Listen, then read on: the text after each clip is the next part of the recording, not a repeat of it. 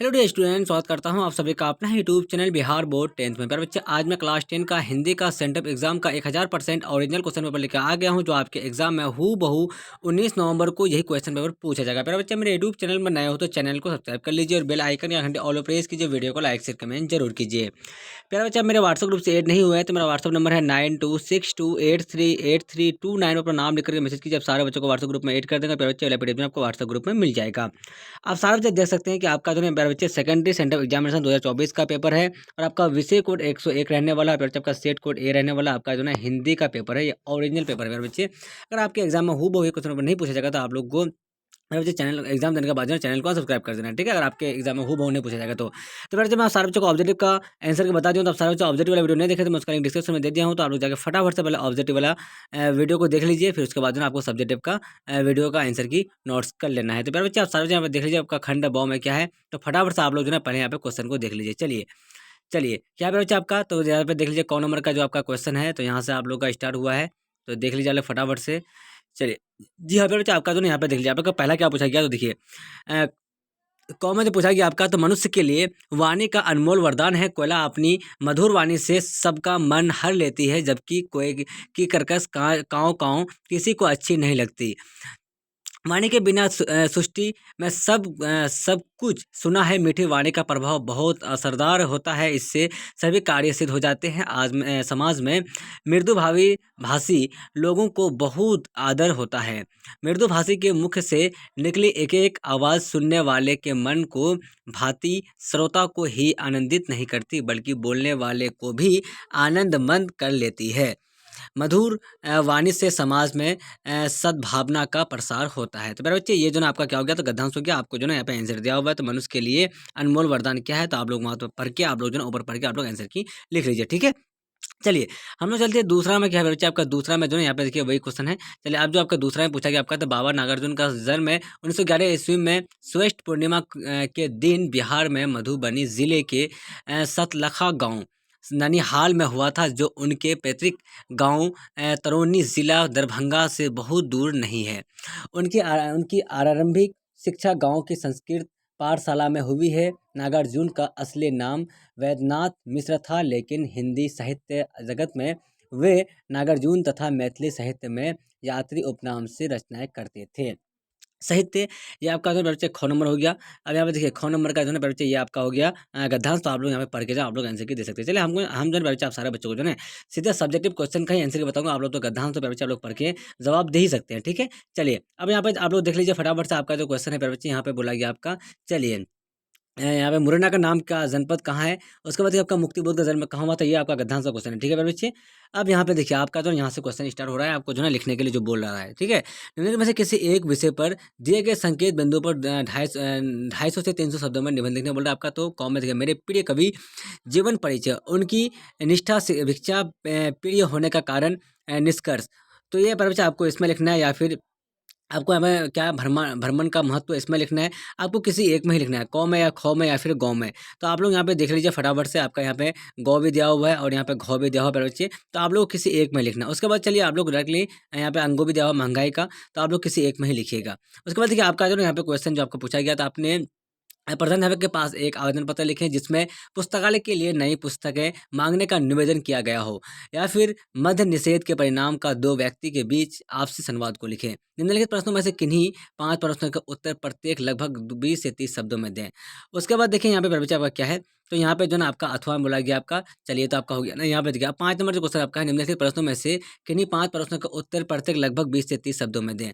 तो प्यारे बच्चे, यहाँ पे देखिए आप लोग फटाफट से क्या आपका, तो पहला नंबर क्वेश्चन आपका है, खोखा किन मामलों में अपवाद था। बढ़ते नाखूनों द्वारा प्रकृति मनुष्य को क्या याद दिलाती है, नाखून क्यों बढ़ते हैं, शीर्षक पाठ के आधार पर लिखे। नागरी को देवनागरी क्यों कहते हैं, लेखक गुनाकर मूले इस संबंध में क्या बतलाते हैं। उसके बाद देखिए, निर्मला को बहादुर के चले जाने पर किस बात का अफसोस हुआ। बहादुर शीर्षक। चलिए, अब जो है ना प्यारे बच्चे यहाँ पे आपको क्वेश्चन देख लिया आप लोग। खोखा किन मामलों का अपवाद था?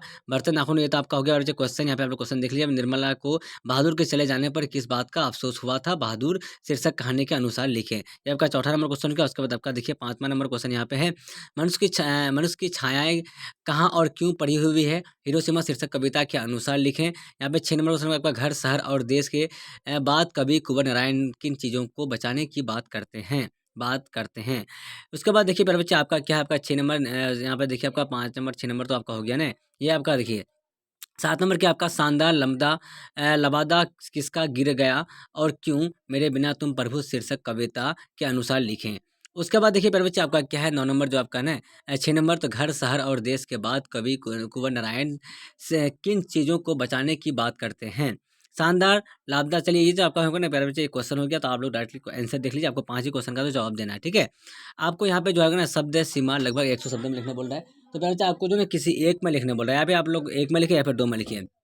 परंपरा का मूल्यांकन शीर्षक निबंध का समापन करते हुए लेखन कैसा सौपन देखता है और उसे साकार करने में परंपरा की क्या भूमिका हो सकती है? या फिर व्याख्या करें आप लोग यहाँ पे। मानव का रचा हुआ सूरज मानव को भाप बनाकर रख कर सोख गया, पत्थर पर लिखी हुई है। ये आपका हो गया क्वेश्चन। अब जो है बच्चे यहाँ पे सब्जेक्टिव का आंसर की देख लिया, फटाफट से आप लोग आंसर के नोट्स करते जाइएगा। चलिए आपका क का जो आंसर है ना, वाणी का अनमोल वरदान साबित होती है।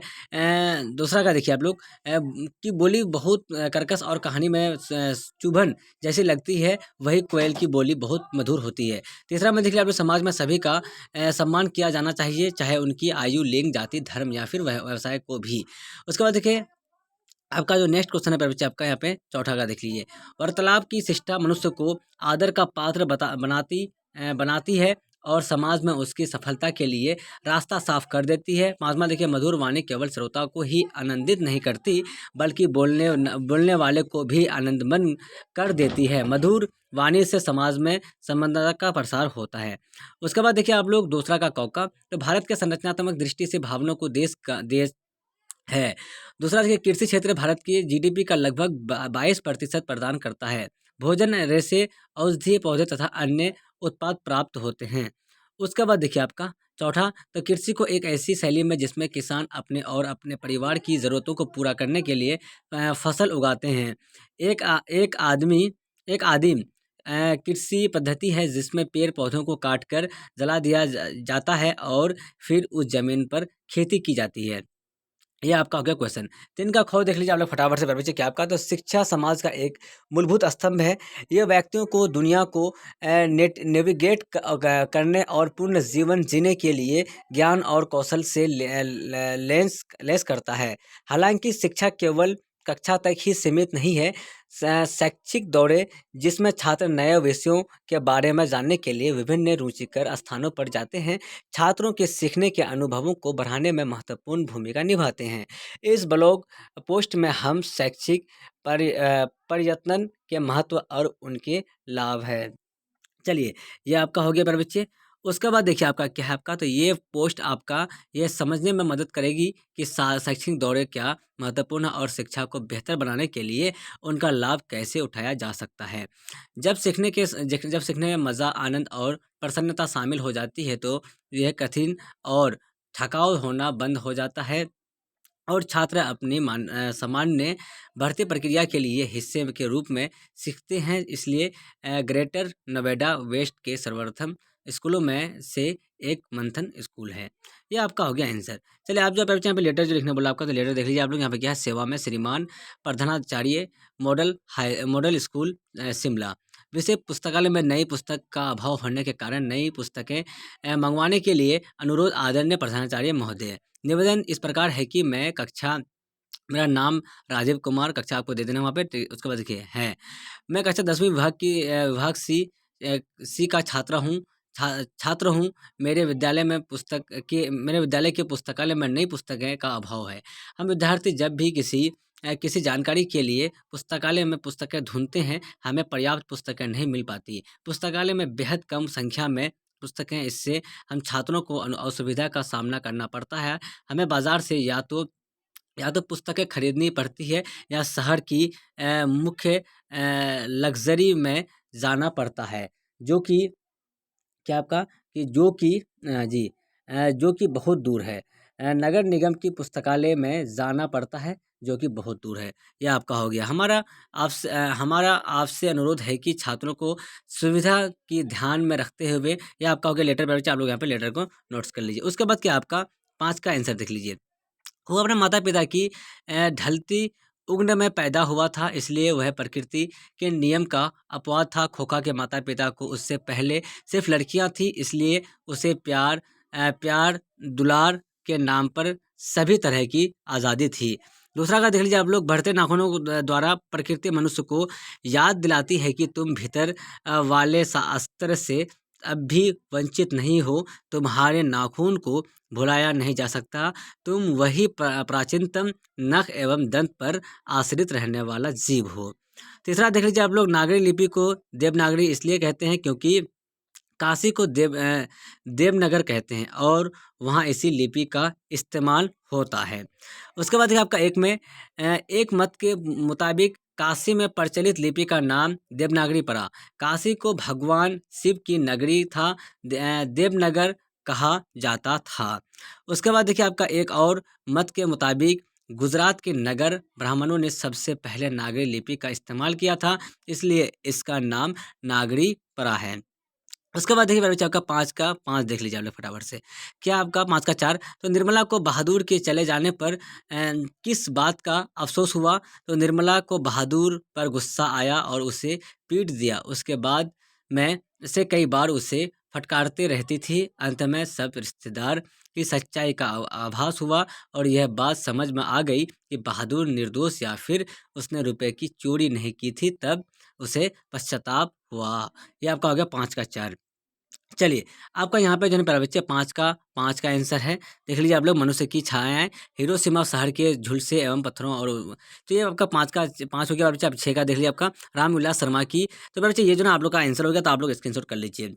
तो आप सारे बच्चे मेरे यूट्यूब चैनल में नए हो तो चैनल को सब्सक्राइब कर लीजिए और बेल आइकन या ऑल प्रेस कीजिए। वीडियो को लाइक से कमेंट जरूर कीजिए। फिर जो आप सारे बच्चों को जो मैं क्लास 10 का हिंदी का सब्जेक्ट टाइप का ओरिजिनल क्वेश्चन पेपर आंसर की बता दी हूँ, जो आपका 1000% ओरिजिनल क्वेश्चन पेपर है, जो आपके एग्जाम में हूबहू ये क्वेश्चन पेपर पूछा जाएगा। आप सारे बच्चे मेरे व्हाट्सएप ग्रुप से ऐड नहीं हुए तो मेरा व्हाट्सएप नंबर है 9262838329 में अपना नाम लिखकर मैसेज कीजिए। आप सारे बच्चों को व्हाट्सएप ग्रुप में ऐड कर देंगे और पेपर पीडीएफ आपको व्हाट्सएप ग्रुप में मिल जाएगा।